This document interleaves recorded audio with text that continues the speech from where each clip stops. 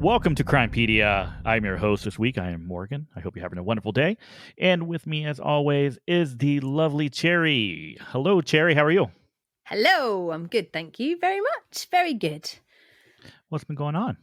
Oh, I've had the stinkiest cold. I do apologize for any disgusting sounds this episode. Yeah, no, it seems to be crazy. I don't like talking about the C word, but it seems to be absolutely everywhere in England at the moment. Yeah. It's horrible. And I read a really good thing this week saying that as somebody that had gone through like world wars and all this stuff, and people saying, "Oh, how are you coping with this?" And they were like, "I just don't listen to the news anymore because it's just the same thing over and over. I just get on with my life and just crack on." I think that's going to be the advice I'm taking. Yeah, your little cold has been lingering for. I know. Hopefully, it should be wrapping up here soon. Hopefully. Yeah, I feel so much better now than I did beginning of the week. I was feeling really rubbish at the beginning of the week. So I do feel loads better. I feel lots better. That's good. And the Christmas tree's up and the lights are up and it's all beginning to look a little bit festive, which is nice. It is. And we have something exciting coming up here in a few weeks, don't we? I know. So we are going to be having a Crimepedia Christmas party. Yes, we are. Well, there will be wine. There will be wine. There will be wine.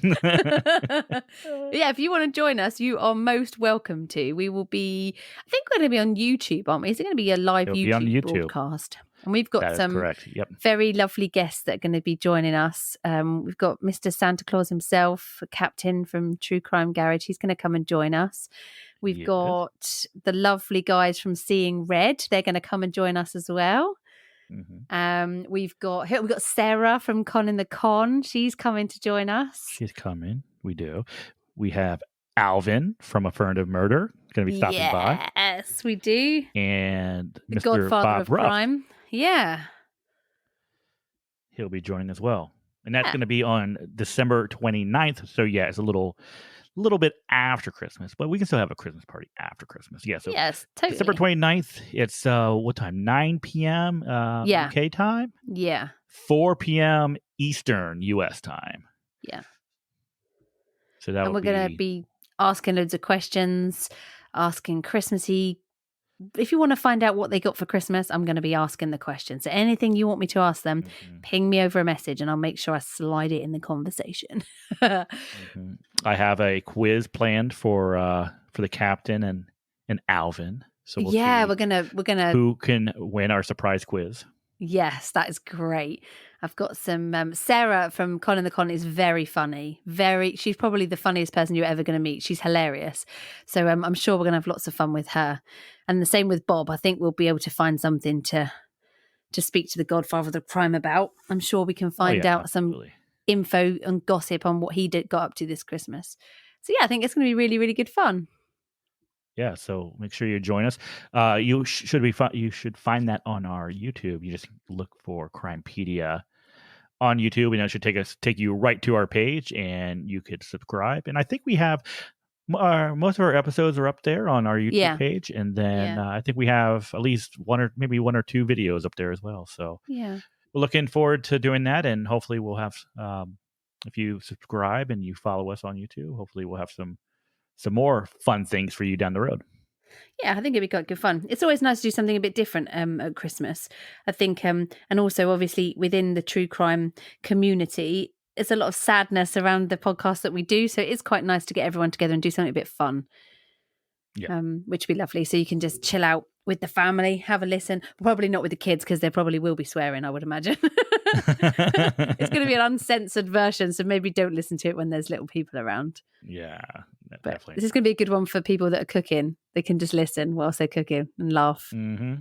That'd be good.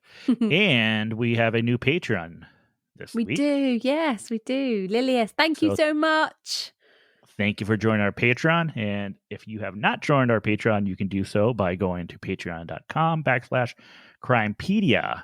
I know we've said it many times before, but you can join for as little as $2 a month, which is There's nothing. loads of back episodes, and there's loads of fun stuff on there, and there's like some of our live videos, episodes that we've done, that we've recorded live. You can actually see them, which is I watched one the other day actually, because I didn't even realize it was there, and I watched it and I was thinking, oh my god, look, it's really weird watching us do an episode. It's really strange because I'm so used to just like listening to it, and it's really odd watching an episode, which is really, really strange. And we've got some really fun stuff for you coming up, really, really interesting projects we've got coming up for 2022. So also Patreon's a good place to find out about the stuff that we've got coming up, because it usually goes there first. So yeah, we've got some really good projects coming up next year. And if you enjoy listening to our episodes each and every week on Patreon, you get an additional Crimepedia extra before each episode. Yeah. I think we had one. Usually nonsense. I think we had an episode recently. What was it? 45 minutes. And I think with the episode, I mean, that's 2 hours of content we had that week for Patreon. Yeah, I know. Well, poor patrons.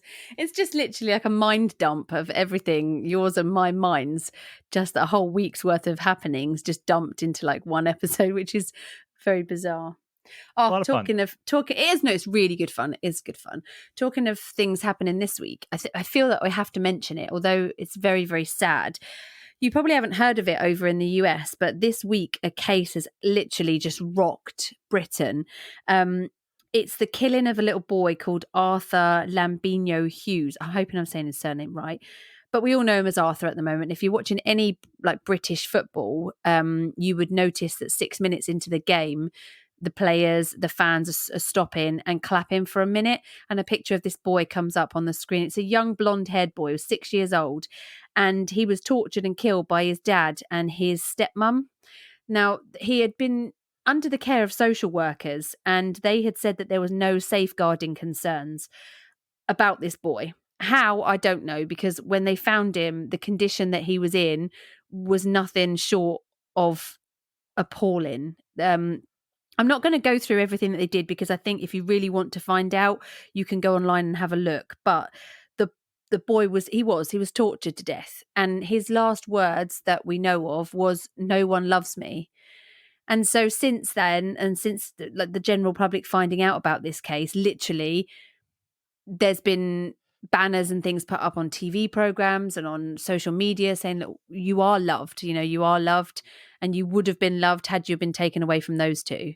They've been sentenced, I think, 29 and 21 years in prison, and people are up in arms about the leniency of the sentencing. Yeah. It's just, I don't normally advocate violence, but in this case, I think prison justice would be wholly accepted.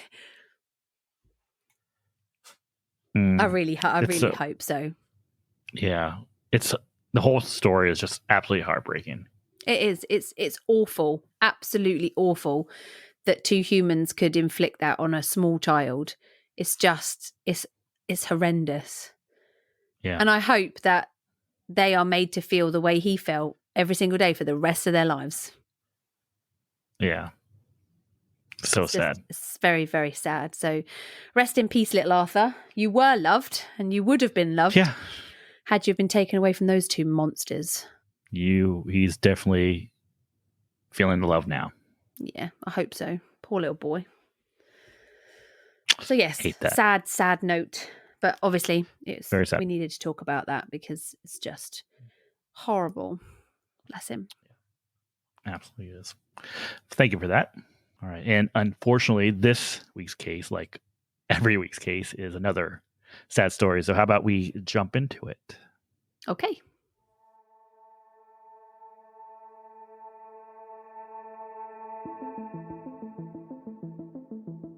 It's been nearly 20 years since 7-year-old Alexis Patterson walked to school on the morning of May 3rd, 2002. When she failed to return home after school, and after a thorough search, many people lost hope that she would ever be found. But for her mother, Ayanna, she still holds on to hope that one day Alexis will make her way home.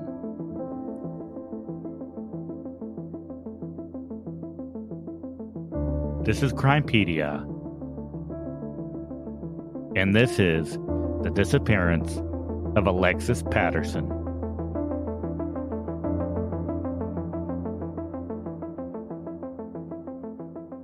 Okay, Cherry. Alexis Patterson was born on April 4th, 1995, to Ayanna Patterson and Kenya Campbell in Milwaukee, Wisconsin. Known as Lexi or Pie, she was full of personality and had an infectious smile. Like most little girls, Alexis loved pink and would go roller skating anytime she could. While she did have a bossy nature, she was excited to finally be a big sister when her baby sister, Daisani, was born at the end of 2001. By the time Alexis was 7, she was living with her mother and stepfather, Laurent Bourgeois, in the uptown neighborhood of Milwaukee. In May of 2002, Alexis was finishing up her first grade year at High Mount Boulevard School, where she was a good student with perfect attendance. Now, on the evening of May 2nd, after Ayanna and Alexis had went shopping, they did have an argument over a homework assignment that Alexis had failed to complete on time. Now, Alexis was planning on bringing cupcakes to school the following day for the class snack, but Ayanna told her that it would not be happening as her punishment for not doing her homework. So obviously, this upset Alexis because, when you're that age, you're excited for things like that, Yeah, of course. That's right. And she's probably told all her friends at school about it as well, that she's going to be bringing in cupcakes. Absolutely. So now she's going to feel like, oh, I've told everyone that I'm taking them in. Aww. Exactly. Now at 8 a.m. the following day, Alexis and her stepfather walked a short distance to school. When I say short distance, it was about a block. So they lived on the same street as the school. Oh, right. And basically, for her to get to school, she had to cross it's basically cross one street and then cross again. So like if you were to look at the school, her house or where the block that her house is on was like catty corner to where the school is. Oh, okay. Yeah. So we're talking really close. Yeah. We're talking like a 2-minute walk, if that. Yeah. The Ron reportedly watched her walk across the street as a crossing guard escorted her the rest of the way before he headed back home. Now, when Alexis did not come home from school that day, Ayanna became distressed and called police at around 3 p.m.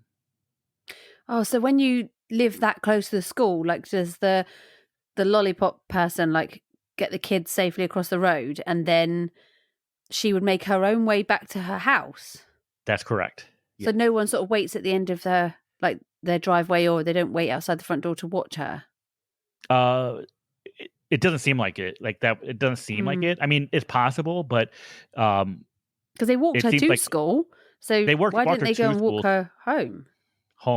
Yeah. I mean, it's a good question, but I'm assuming that maybe it's a situation that on the way home they feel comfortable enough to let her walk. I don't know. Yeah, but it's a very good question. It's so weird because I think maybe I'm just an overprotective parent, but I wouldn't even let my kid like run right ahead of me walking along the street. I would always make sure she was close because I was paranoid that she'd get hit by a car or something, or like I don't know. I don't think I would ever have. I mean, when my daughter went to our primary here, so like from 6 up until like 11, before they got up to secondary, I never ever let her walk on her own.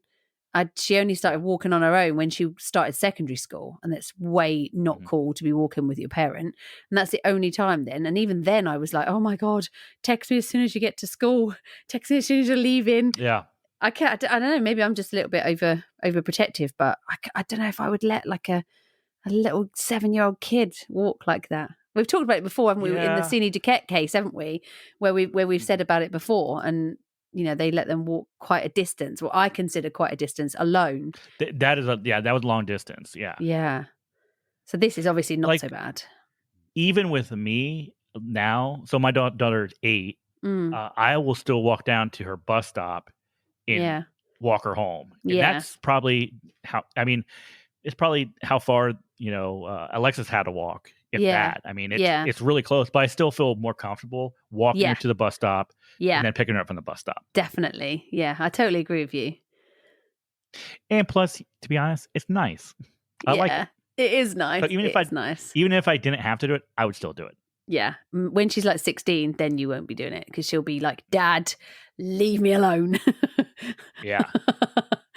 Bless her. Now, with this case, there's a lot of confusion almost from the get-go, okay? Right. Some of Alexis' classmates stated that they did see her on the school playground, both before school and after school, crying. Oh, okay. However, there were classmates and her teacher that said that she was not in attendance that day. Oh. So she never made it to her classroom. No way. Even though the crossing clerk person had let her Walked her across the across the road. street. Yes, that's correct. Oh my God. So to me, it seems like either she disappeared before school or maybe she just stayed out on the playground the whole day. But I Yeah. would think that if you're on the playground, someone has to see you, right? I mean, you just look out a window. If you Yeah. see a kid on a playground, Yeah. you're gonna be On like, their you're own. gonna go and you're gonna grab them. Yeah.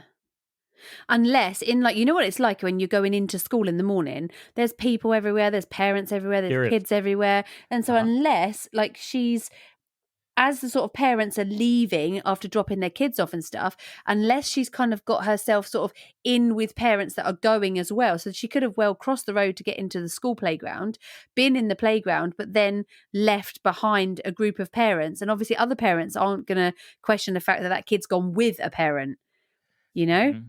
Could it be that she Yeah. got herself and then just went off for the day? Oh, wow. I wasn't expecting you to say that. Possibly. Hmm. Possibly. It's strange. It's already a strange case of what Yeah. happened to this little girl, but Yeah. between the time the crossing guard let her across the street and by the time she got to school. Well, yeah, I mean, it's it's such a short distance. It is. Mm. Now, the other thing that stood out to me was the fact that the school never notified the family that she was not in attendance. What? Why not? So normally, now, let's say that my daughter misses school and we don't call in to report her as being sick or being out for the day. Yeah. We're getting a call saying, Yeah, definitely. your student's not in It's school not right here. now. Yeah. Yeah. Or, at least someone checking to make sure everything's okay. Yeah. So they never received any word from the family. Now, the school would state that they followed the correct protocol, which was to notify a parent or guardian by the end of the second day if a child is missing from their school. Oh, that's ridiculous. 2 days. That's crazy. We all know that the first 24 hours is the most crucial time in a child being missing. So you wait 2 days. That's ridiculous. No. Yeah, you don't do that for No. elementary school, No, definitely 7-year-old, not. 6-year-old, 8, whatever. Yeah. These kids, I feel like you should be. These are the most vulnerable of your Yeah. children that you are responsible for. Yeah. And if someone is absent and it's an unexcused absence or no one has notified you, it should be your job to go, okay, we need to find out what's going on. Well, when my daughter was in the elementary school and primary school here, if we hadn't called in by 9:30 that morning, we would get a phone call to say, "Is everything okay? Your daughter's not at school today. We're just checking in. We've got no absence call," and there's nothing on the absence line. Because if your daughter, because sometimes, as a parent, if your kid's sick in the middle of the night, you've been up all night with them, you might not be awake at 9:00. And so there's an absence line that you can call and leave a message to say, this is so-and-so's mum, they're sick, they're not going to be coming in. And then you don't have to keep ringing back. So that, and then when she went up to the big school, she's left school now, she's older, but when she went up to the secondary school, you would get a text alert to say that the student has not been registered in class today.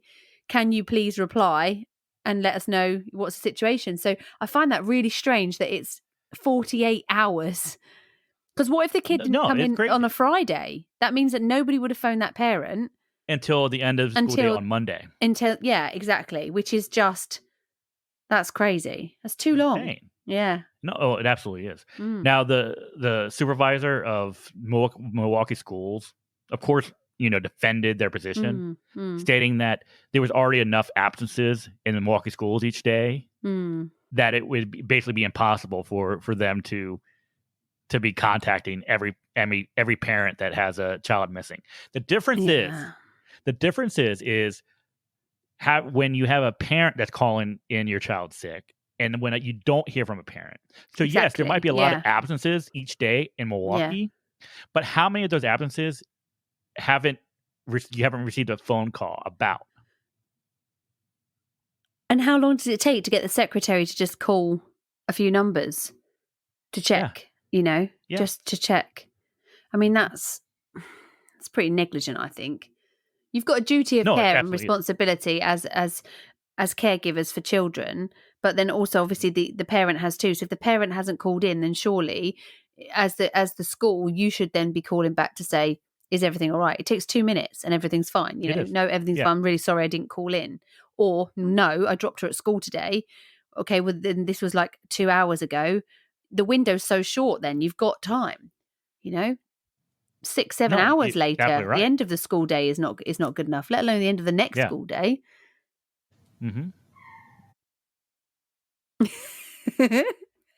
Now, following her disappearance, early speculation was focused on the thought that Alexis may have run away from home over the argument over the cupcakes.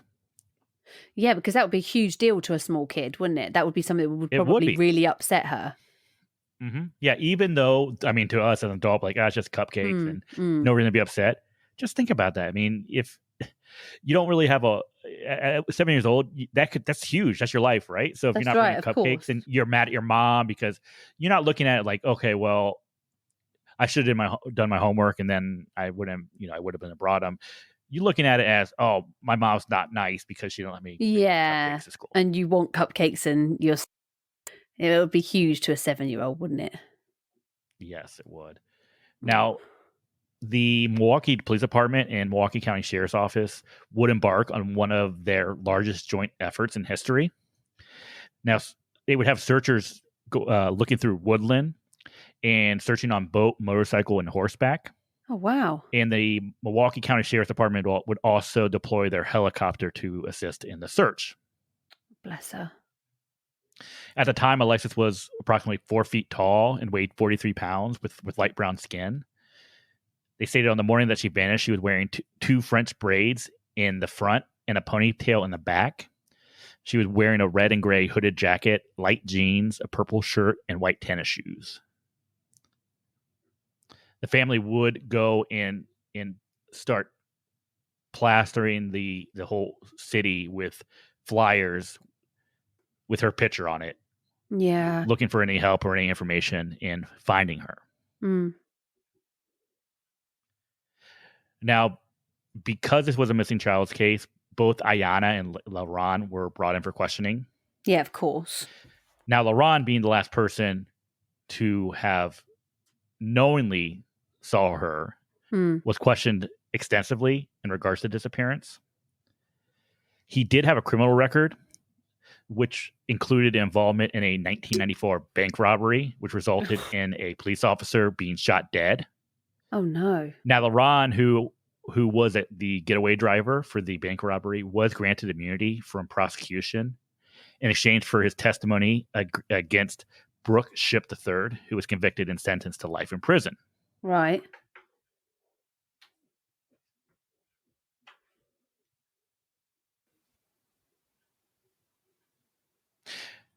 Now, Alexis' disappearance would be featured on America's Most Wanted and would lead to to tips and reported sightings coming in. However, none of these leads would ever actually pan out.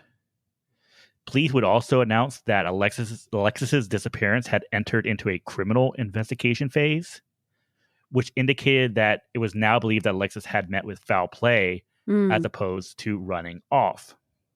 So he's her stepdad, not her dad? That is correct. Do we know where her dad is? We do know where his dad is. Oh, okay. So dad, at the time, was in jail. Right. Okay. What was dad in jail for? Do we know? Dad, he was in jail for... during the early month of 2002, her father, Kenya, faced various criminal charges related to battery and driving infractions that landed him in prison. Right. And he remained in prison until May 6th, 2002, which was 3 days after Alexis went missing. That's a coincidence? Maybe. Now, police did say that he was cooperative with police and did assist in the investigation voluntarily. Right. Okay. And they have stated that it's not likely that he had anything to do with the case or the disappearance. No. I just wondered about the dad, because I wondered if had he upset somebody. But then I would imagine if somebody's going to steal your kid to, get you back or to get you to do something, then chances are the people that killed your kid or got your kid, stole your kid, would then contact you to let you know. So I was just sort of thinking, I wonder what kind of stuff he was involved in, because you've got two men here that have got criminal backgrounds. So I wondered whether there was anything, but then if that's the case, they would have had some sort of communication from a child, abductor. So to sort of make their intentions clear. So that was just interesting. I just wonder what the relationship was like between mum and dad, and whether she had stopped him from seeing the kid and that kind of stuff, and whether maybe he decided that actually I'll take her and see her because no, and it's an excellent point. I mean, of course, police thought about that as well. Of course they did. Because even though he's in jail, he knows that he's set to release in a few days. Exactly. Yeah. Is it possible that he got someone to grab her for him? Or is it a situation where maybe he's in another relationship and he says, "Hey, can you go pick up Alexis after school, and then we'll just take her wherever." The problem with that is, if he did do that, you would assume that at some point someone would have seen Alexis with him or with some other family member or something like that. Yeah. Okay, so then we can sort of discount the dad then and the stepdad by the sounds of things at the moment. That's correct. Now, during the investigation, there was some concerning things that did come up. The investigators did reveal that a suspicious red truck had been seen loitering around the school in the week preceding the disappearance without ever dropping off or picking up a child. Oh, no, that's now, always this truck suspect. It is. Now, this truck would not be seen again after Alexis vanished. No way. However, the police have never been able to formally link this truck to the case. Now, also, prior to her disappearance, this was 2 weeks before she disappeared, parents at Highmount School received emails warning of a man attempting to kidnap a young boy. Oh. Now, Alexis was seen a week before her disappearance speaking with an unknown woman behind the school. Oh, no. Now, concerned, Ayanna tried to warn her about the dangers of speaking with strangers. But then 2 days later, Alexis was once again speaking with the woman. Strange. So now we have a situation where 2 weeks before, there's a kidnapping attempt of a young boy at the school. A week before, Ayanna's talking to a unknown woman at the school or behind the school. She's seen speaking with her 2 days later. So now we're talking about, and then we have the red truck. So was the red truck associated with any of these people? But what are the school doing? Like, if you've got an attempted abduction of a child, surely that school should be on high alert. Surely there should be teachers on the... I mean, we're talking like small kids school. We're not talking about secondary school. We're talking about young children. So those teachers... I mean, I don't know if it's the same in America, but generally here in those younger schools, the teachers and the kids stay in one class. They don't move around like secondary. They don't go to English and math. They stay with one teacher for the whole year in one class. Same here. Okay. Yep. So if that's the case, then why aren't those teachers out on that playground patrolling around, waiting for those kids, getting their kids in, and keeping an eye out on for any suspicious people. Because once she's been told once about talking to a strange lady, and the mum is concerned enough to tell her about strangers, why then is that kid allowed to then talk to a stranger again without that stranger being questioned? Mm-hmm. Strangers shouldn't be able to get anywhere near that school with children in it. And should the school have notified local police, and shouldn't, yes, as soon as there's a attempted abduction, there should have been police in and around that school. There is the thing is, it doesn't matter how much you do the whole stranger danger thing to kids. It doesn't matter. Children of that age, all that person needs to do is have a dog lead in their hand and go, oh, I've lost my little dog. The kids they're not clever enough at that age. They don't have the intelligence enough to notice that person is being deceptive. They just don't. They're too young for that. And adults obviously have got that, it's very easy to manipulate a child. We all do it with our kids. We all do it every Christmas. If you eat your dinner, you can have pudding. It's just the way it is. There are ways you can get kids to do what you want them to do. And in this case, when you've had one suspected attempt of abducting a child, then you've got suspicious vehicles in the area, and then you've got a woman talking to a kid and that she doesn't know the woman. Something should have been done. I feel that this school seems really slapdash. Yeah. I think they failed. They failed all the kids, I think. Yeah. Not just Alexis in this situation, but they failed every kid that went to that school at that time. Well, yeah. They're all in danger. Yeah. Could have been any one of those kids. That's the thing. And if she was on the, say she was on the playground, she was crying because she couldn't take her cupcakes into school. And this woman is there and says, what's wrong? Because she's spoken to her like once or twice before, says, what's wrong? So she's a familiar face to this little girl. And she says, oh, my mum says I can't have cupcakes. So she goes, oh, it's okay. I've got some cupcakes. Why don't I give you some cupcakes? And we won't tell anyone, And the kid's going to be like, yes, I can take cupcakes into school. You just have to come with me. I mean, it doesn't take a genius to work that out. It's just... No, I feel like the school have just, I don't know, they just seem really neglectful in this situation. I think they don't seem to be very aware of what's happening on their own school playground. Yeah, absolutely right. Now, towards the end of May, a $10,000 reward was offered for information that could lead to the whereabouts of Alexis, but no leads really came in, and of course, she was not found. Now, as time continued, months down the road, leads began to dry up. Then in late August, there was an anonymous tip that was made to a television station in Milwaukee that said that Alexis was in the Milwaukee River. Oh, however, despite an extensive and exhaustive search, they were unable to find any signs of Alexis. In September of that year, Police Chief Arthur Jones announced that it was very unlikely that they would ever find Alexis alive. He stated, it's frustrating because at some point in your heart and mind, you still hope against hope that she's still alive, that someone is caring for her, but experience says that's probably not the case. And it's hard, isn't it? Because there's no trail. There's no signs of her. There's no sightings of her. There's no body. So you hope, I think, in your deepest hopes that a childless couple has got her somewhere that will love her and give her an amazing life. But you just don't know, do you? Exactly.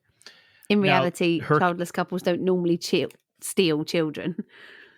Yeah, you're right. Absolutely right. Now, there was also a lot of frustration when it came to coverage of her case.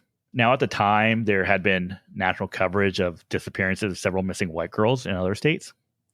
And family and friends said that they believe Alexis received little national coverage because she was African American.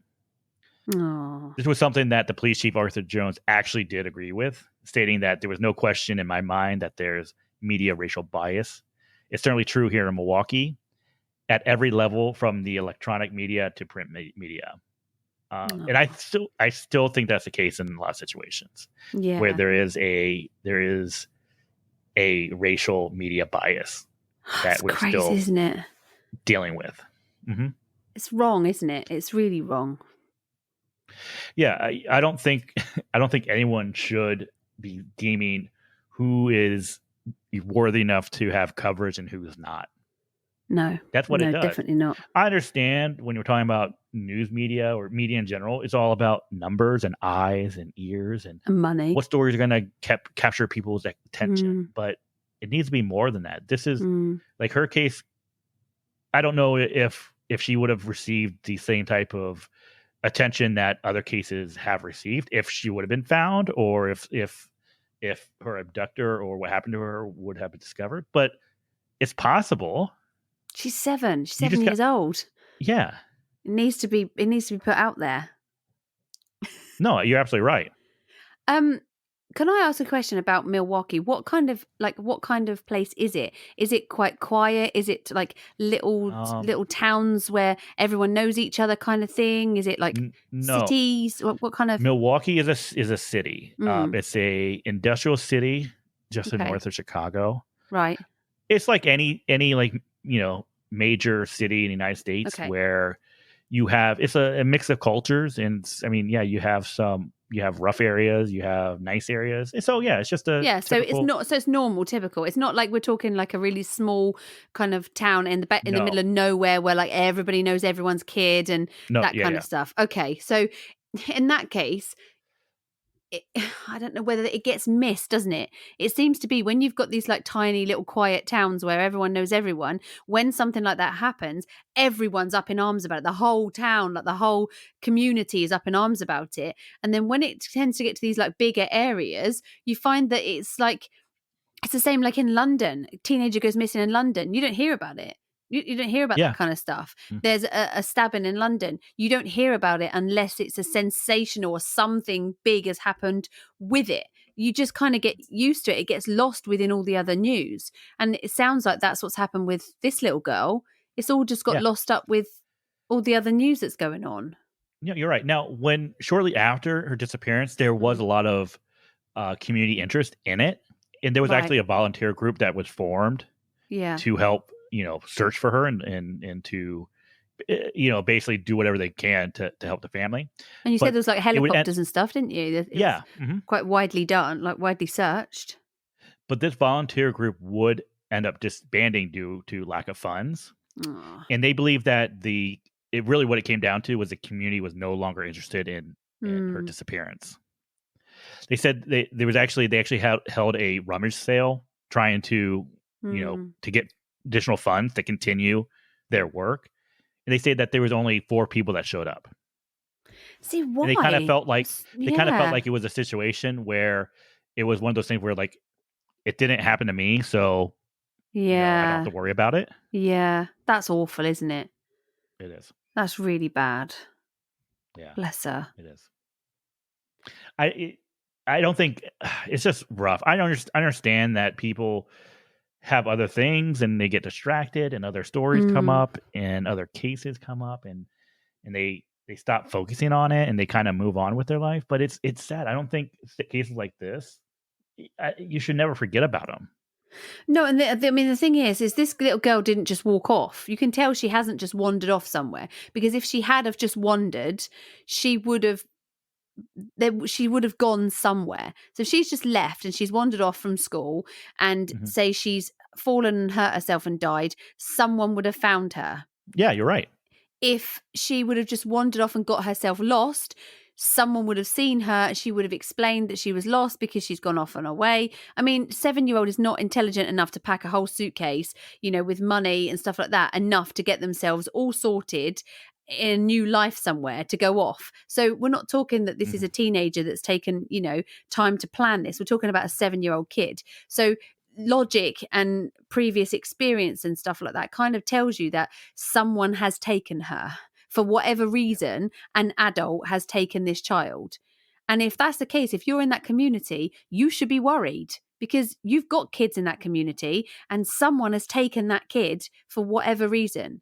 So I don't really understand how people aren't aren't trying to help with this when you've got kids in that area? Maybe your kids go to that school and a kid has been abducted from that school. I don't understand why there aren't more people trying to do stuff. No, you're right.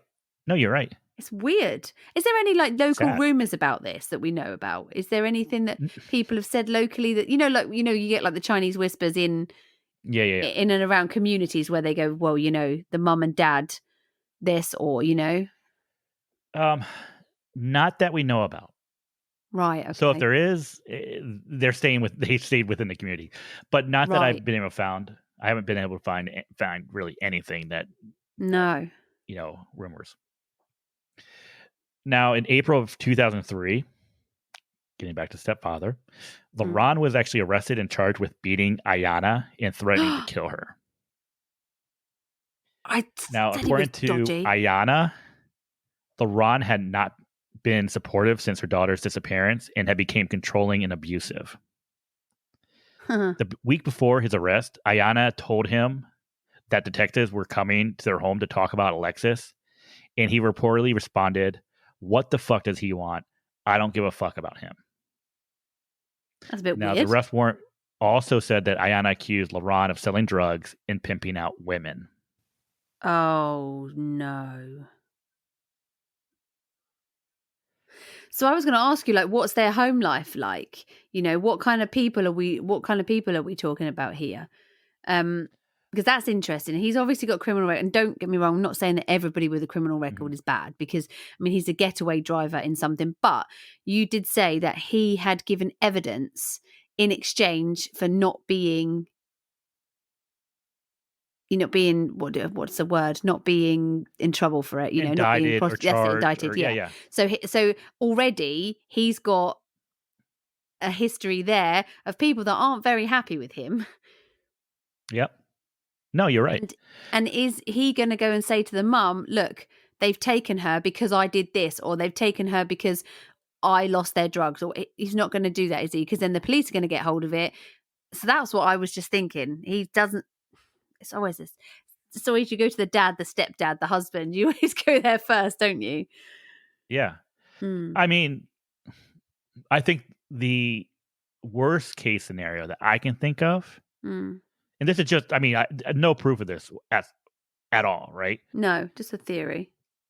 Knowing that he has possibly a connection to the sex trade or sex workers. Oh, I hope not. What if he got himself into a situation where he had to put basically pay a debt, pay a debt, and so Alexis got sex trafficked. That was what I was thinking. The whole background of having a criminal record where he has bought his way out of testifying because he's grassed up other people puts him then straight away on the back foot. It doesn't sound like they're in witness protection or anything like that. So it's probably going to be quite easy to find him.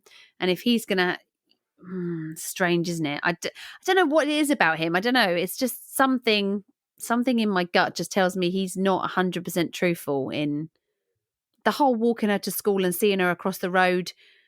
Did they speak to the crossing person? And the crossing person, do they remember? I don't know. They probably see hundreds of kids. Yeah, it'd be tough. I don't know. I'm assuming so, but we don't have anything. No. We don't have any access to what they said or saw. But yeah, you're right. They would see hundreds of kids crossing the street every day, in and out. So is it possible that they saw her and it wasn't that day? Is. Yeah, but here's the thing too. When you're a crossing guard, you are focusing on, all these kids, getting them safely across the street. You're focusing on, you probably have parents dropping off kids. You probably have buses that are coming and going. So you have a lot of things that you have to pay attention to and watch. And so you're not really paying attention to each and every kid walking across the street. Especially not if they've got a parent with them. The other thing is that if you do that same job, like normally twice a day, every day, like Monday to Friday, it would be very difficult to say 100% that you remember that one kid that specific day, which makes me worry that he says he saw the kid across the road. The crossing guard that we don't know for definite whether they've said yes or no, we've actually seen the kid coming into school. That is where I think this whole thing muddies quite a bit. I'm not sure 100% that he even actually saw her into that. That's when you first said it. I thought, the stepdad's walked her to school. She never made it to school, and the school's like a block away. Exactly. That's really suspicious to me. Extremely. Now this is going to make you more suspicious. Oh no. God. Now Ron did take a polygraph test. Don't tell me he failed. Which he failed. Oh, he failed. There's a surprise. I mean, I know that polygraphs aren't admissible in court. I know that they're not, you can't trust them 100%, but they do give you an indication when someone's being deceptive. And I don't know, something about him. Now, I need to state, LaRon was never formally charged. No. Or named a suspect in Alexis's disappearance. But it's just something to think about. Yeah. I'm surprised that he wasn't named a suspect, to be honest, because he was the last person that saw her. So I would have thought naturally, straight away, he would be the first suspect because he was the last person to be seen with her until he could be 100% cleared. Yeah, you're right. Now, unfortunately, if LaRon had anything to do with it, he'll never be able to tell us that he did because LaRon died January 2021 of a overdose. As in like substance abuse overdose or? Yes, that's correct. So there we are with the drugs again. See, it's fishy. It's very fishy to me. It is. I mean, even if he has nothing to do with it, yeah, it's still suspicious, right? You have to put him as a potential suspect in this case, I think. I think so.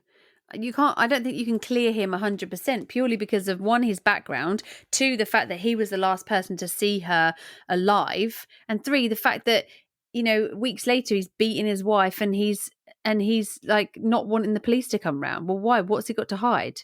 It's all drugs, and you know what people are like when they're on drugs. They're sort of, it's all not clear, is it? They don't behave normally. I have got a funny suspicion this is something to do with the drugs and something to do with the situation created because of that. Mm-hmm. I don't think she just ran off. No, absolutely not. No. Okay, now in July 2016, a possible lead in her disappearance came out. Mm-hmm. There was a couple in Bryan, Ohio, who had divorced and was going through a difficult custody battle over their child. Now, the husband and his new fiancée at the time had informed police and news media that they had seen pictures of Alexis, and they believed that the ex-wife may have been Alexis Patterson, fully grown. Really? Yes. Now, there are some things that seem to indicate that possibly it was. The woman, the ex-wife, was reported to have no memories or documentation, including photos or souvenirs, of her life before the age of 10 when she was in California. The ex-wife shared 3 of the same distinguishing characteristics as Alexis, including a scar, birthmark, and bump that she had on her pinky. No way. Now, the ex-wife also shared the ex-wife also looked similar to Alexis's age-progressed photos, according to a senator who saw the side-by-side comparisons. Now, however, there were notable differences that did not match. Okay, first off, the woman denied being Alexis and had become very distressed over the whole situation. The DNA test of both the ex-wife and Alexis did not reveal a match, according to police. That's a big one. Okay, yeah, that is a big one. Now, the ex-wife offered vital documents, birth certificate, passport, green card, divorce documents, which claim she was born in Belize and confirmed her identity. And finally, the ex-wife who married her husband in 2009, which would mean to say that she was only 14 at the time of her marriage. Yeah. Now, the ex-wife did voluntarily participate in the DNA test and was cooperative with police. But the ex-husband would go ahead and bypass her wishes and gave the Patterson family his son's DNA without the mother's permission in case she had refused to donate it. Oh, wow. Now, Ayanna, Alexis' mom, did not accept the DNA results published by police, arguing that the claim of custody for Alexis' DNA might not have been assured, or that the DNA had been corroded over time. They would go ahead and hire their own private investigator. However, it is not clear what was uncovered from that. Surely that they would get the mum and this woman they would compare their DNA, because obviously they'd been mother and daughter if that's the case. Yeah, exactly. So if they did that, they would share a DNA link. So if they don't, then that's obviously not her. Exactly. Yep. I don't think it's her. I mean, I haven't seen a picture, but just from, I mean, the chances of it would be astonishing, I think. Can you imagine, though, being Alexis's mum? Can you imagine not knowing where your child is and to have that unknown, you don't know if she's alive, being cared for by another family, don't know who you are, and, you know, has been to school and grown up and had all of these experiences without you, thinking that somebody else is their mum, or has something really sinister happened to her? Is she in pain? So, I mean, that must be absolutely horrendous. If a child goes missing and is found dead, you know what's happened, and you know, but to never know. And I would imagine that if you're walking down a street, you must constantly be scanning just in case you see her, every single person. Because every year that goes by, every anniversary that goes by, every Christmas that goes by, she's a year older. She looks different. What's she doing now? Wonder where she is. Is she I mean, this is what, 19, is it 19 years? 19, 20 years?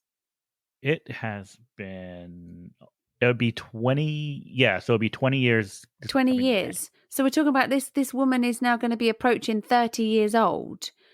And, you know, she's missed her 16th, she's missed her 21st, she's missed her 18th. That big milestone of the 30th birthday coming up. Has this woman got married? Has she got kids? Is she still alive at all? That just must be such an awful situation to find yourself in. The not knowing must literally hurt so much. I feel so sorry for her. No, absolutely. Me too.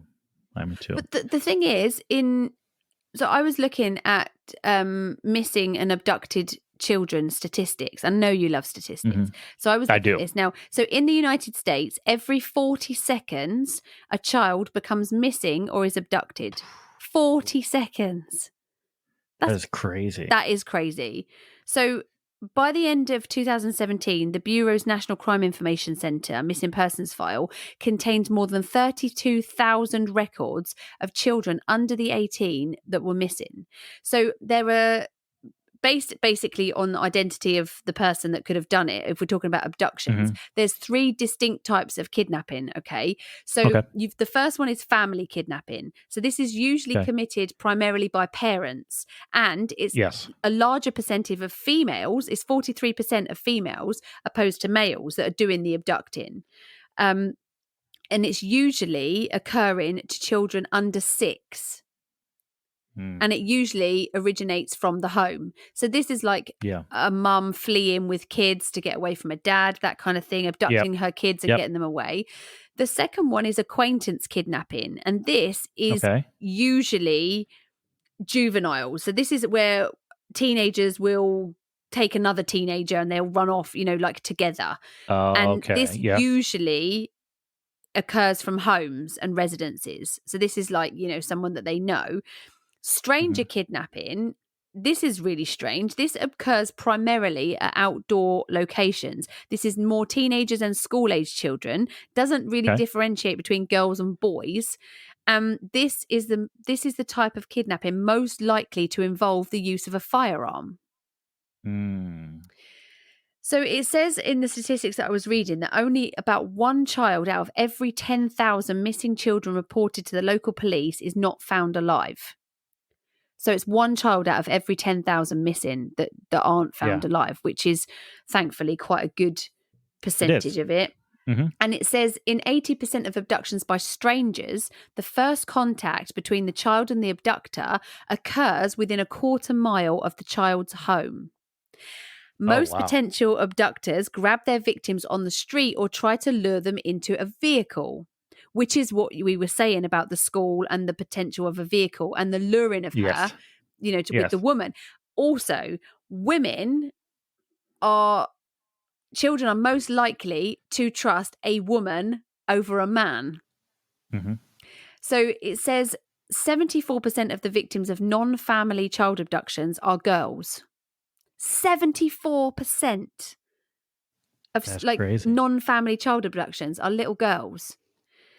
And it says that acting quickly is critical, which is what we're talking about with the school. 74% of abducted children who are ultimately murdered are dead within 3 hours of the abduction. Oh, no. 3 hours. That's crazy. That is crazy. That's mad statistics, isn't it? I knew roughly the kinds, but that's interesting about the luring the kids and it being a quarter mile of the child's home. Have you ever had to face stranger danger? Do you remember any times? No, I don't think so. Not when I was a kid. I don't think no one's ever tried to lure me anywhere or talk to me. No, nobody's. I did have someone flash at me once when I was a teenager. He flashed his penis at me. I was lured when I was lured. You were? Serious? When I was 7. Mm-hmm. Yeah. What, close to home? Walking home from school. It was me and my sister Molly. I was probably about 7 years old. No way. And we were walking home, and I can remember that. I can vividly remember this. And we were coming up. It was the corner of City Park and Gates Avenue. And a car pulled up in front of us at the stop sign. It was an old man. It was a old Lincoln type car. Yeah. And he had the window down. And he looked at us and he said, call us over and said, "Would you guys like a ride home?" No. And obviously we weren't going for that. So we said no, and we just ran as fast as we could away from this guy. Yeah, good for you. That's crazy. What did your mum say? I don't remember. I remember telling her about it. I don't know what she did. I also remember reporting it to the school because right after this happened, we had a school or a presentation on stranger danger, and kidnappings. And so, and as soon as it was done, I said, "Oh yeah, that happened to me." So I wonder if this guy had tried it with other kids at the time. We weren't aware, and maybe that's why they were like, "Okay, we got to talk about strangers and not getting in the cars and not doing this and that." It's crazy, isn't it? There's some twisted people in the world. Yeah. I mean, I don't recall what my thoughts were at the time, or if I wasn't with my sister. My sister was older than me, so she was 2 years older than me. So we might have been if she was in 4th grade, I might have been in 2nd grade, or it might have been 3rd and 5th, something like that. Yeah, but so young. But it's kind of if she wasn't with me, I don't think I would have anyways. No, but you never know. That far away. Yeah, you never know. We weren't that far away from home. But I like to imagine that I was smart enough when I was that age that I wouldn't have gotten the car. But who knows? The thing is, I think people are very sneaky. When you do look into child abduction cases and stuff like that. I was watching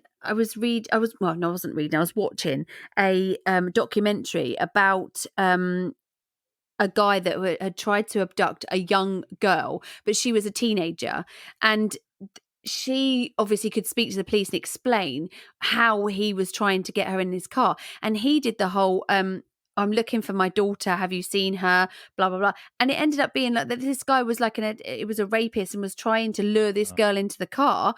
Luckily, she didn't get into the car, but he had tried it with numerous girls and they all said the same thing. He was very nice, very charming, which they usually are. They're not scary, are they? And he then got angry with her, the more she tried to resist. And so I think it's very interesting in how they can portray this sort of image. And with a small child and like your age, when you were tiny, to say to you something like, I've lost my dog, or have you seen my daughter, or can you help me? Because you put the kid at ease because you're asking them for their help.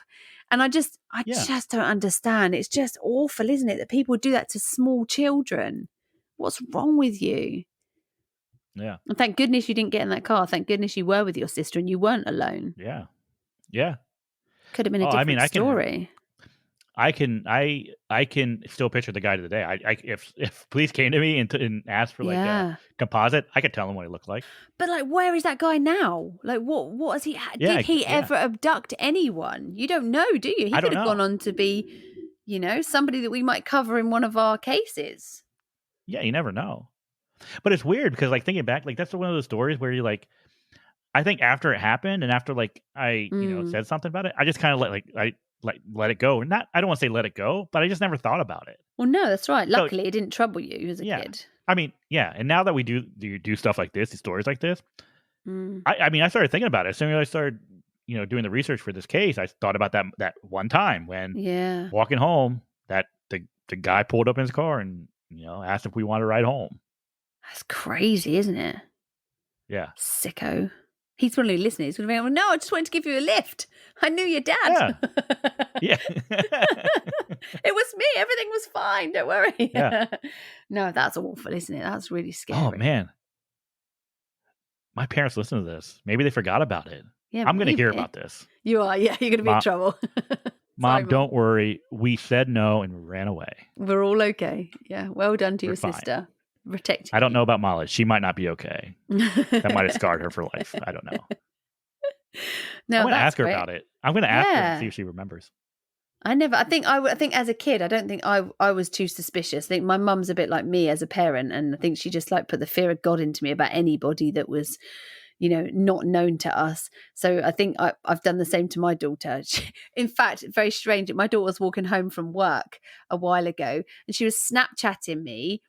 But in the Snapchat, she had typed in there, look at the guy behind me. He's really weird. And she'd like videoed herself with this guy as evidence just in case anything happened to her. Oh my I was like, God. you're so my daughter. You're so my daughter. Mm-hmm. Yeah. Yeah, that's crazy. That's crazy.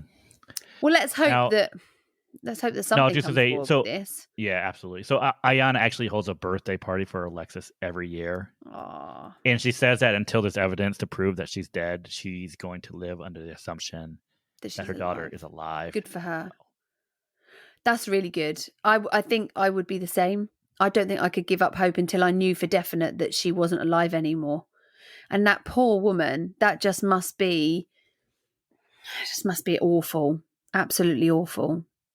I think it's sad, but I think we're kind of leaning towards the idea that maybe LaRon or LaRon's history of criminality had something to possibly do with it. I think so.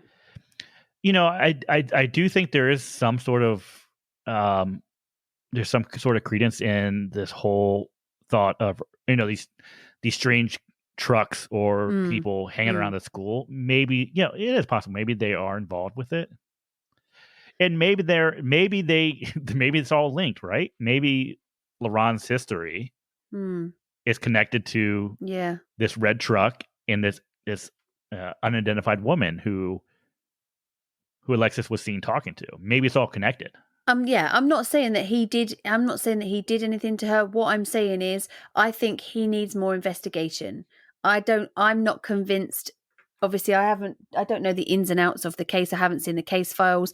That we haven't been privy to the police files and stuff. But I would like to know more about him, more about the people that he would be up against with the whole prison, the whole prison situation. I would like to know more about the drugs that he was involved in. I'd like to know more about any associates that he had. He's getting those drugs from somewhere, so I'd like to know a bit more about that to clear him out of my mind as somebody that possibly could be involved in this. Yeah. I just don't think you can discount him.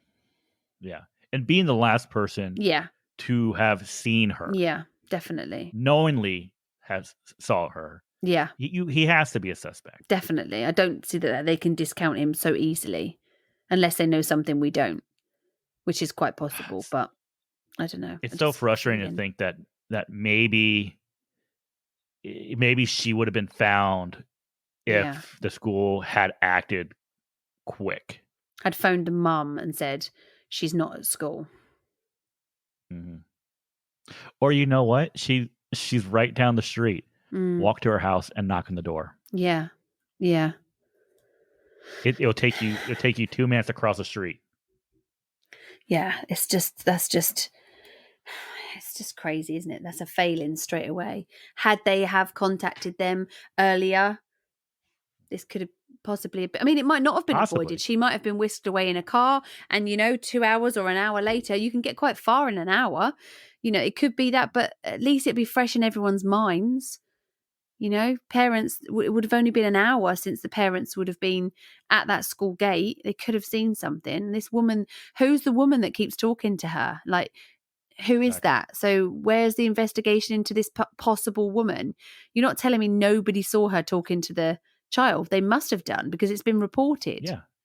So who is she? Who reported this woman to the mom? Yeah, exactly. What does this woman look like? How old is she? Mm-hmm. Exactly. It just seems like there's a lot of to me, listening to this, it seems like there's a lot of unanswered questions. I don't really understand why they're sort of basic questions. Why haven't they been asked? Surely the police must have thought this. If I'm thinking it, they must have done. Yeah. I mean, this happened in 2002, right? So there has to be, I mean, are there cameras on the building at this point? People they have had video phones? of this supposed truck. We're not talking not 1980. about this happening. No, yeah, exactly. I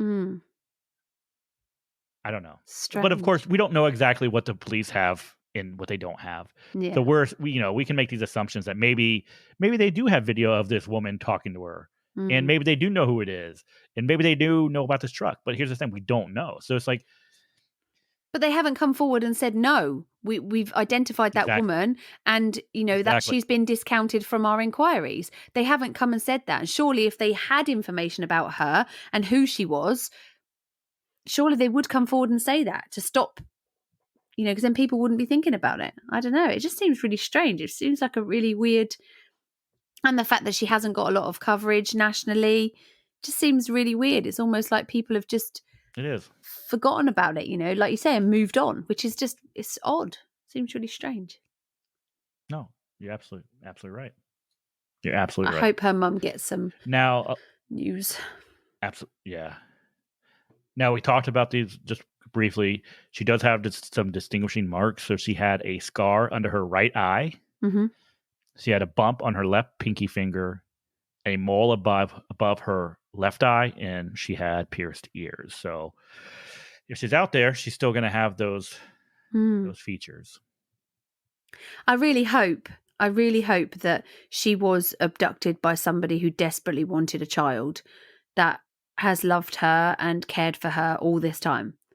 I really hope that even though she's had even though that they are still pieces of shit. Yeah, but, definitely. Yeah. Yeah. I hope that she's just safe and well. And I mean, that would mess you up if you grew up, found out that your whole life was a complete lie, and that actually there's a woman somewhere that every year on your birthday has been waiting for you and praying for you to come home every single day. That would really mess you up, I think, as an adult. But it's happened. It's not something that's out of the question. It has happened. So I hope that that's the case. I'm not sure that that's the case, but I hope that that's the case. Yeah, me too. Sad. So that is our case for this week. Next week, no children cases. No children cases. No more children cases this month. Or how about no more children cases the rest of the year? How about that? Yeah, that would be nice, wouldn't it, to never do another children's case ever again. Oh, no, that was, well, let's hope that somebody somewhere hears that, or hears the distinguishing marks and thinks, hey, that sounds like so-and-so. And maybe, you never know, somebody could be sat on the train listening to the podcast and look across and see somebody with those marks and think, oh, hang on. You never know, do you? So if she is on a train in England I will pay you $100. I'll be shocked. I will, if she is found in England on a train, I will take your $100 and I will give it to her mum and say, take your daughter out for dinner, get to know your baby again. Yeah. That's crazy. Yeah. And you know what? If you don't have a memory of your childhood before the age of 7 or so, look and into you think that. it might be her, look into it. Make some phone calls. Yeah. I don't know. Poor girl. Yeah. It's mad to think that could be the case. Oh, yeah, absolutely. I hope it's the case. I'm going to keep everything crossed that there's a good outcome to this case.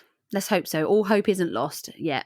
So let's hope that somebody hears something and comes forward and it's all good. Right, let's lighten up the mood. Thank you very much for that episode. That's it's crazy. Problem. Right. All right, so let's do a little dumb criminal. Hey, Captain Stupid Poopy Pants.